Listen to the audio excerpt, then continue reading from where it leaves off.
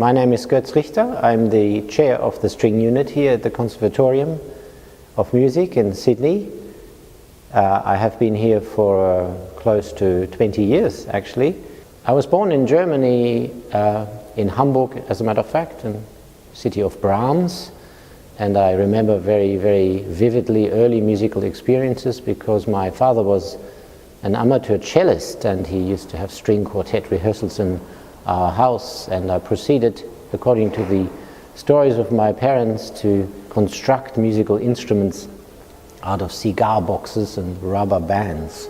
So my parents thought that there was no stopping me to have to learn a musical instrument. And since my older brother already played the cello and I articulated some interest in playing the violin, I was fortunate enough to be given a violin.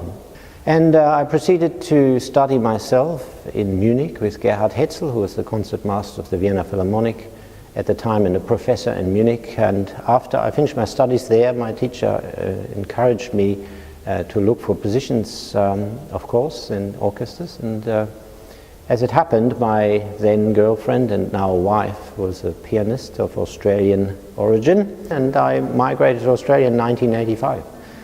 I lived in Brisbane for a little while and moved on to the Melbourne Symphony Orchestra and as a principal violinist, and then proceeded to come to Sydney, where I was associate concertmaster of the Sydney Symphony Orchestra at the tender age of 26, and that was in end of 1987.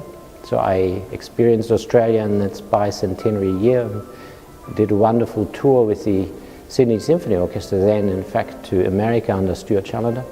And I remained in the Sydney Symphony until early 2000s. I've always had a great interest in teaching, and I had a position at the Sydney Conservatorium. As you can hear, we are still at the Conservatorium and hearing brass music in the background.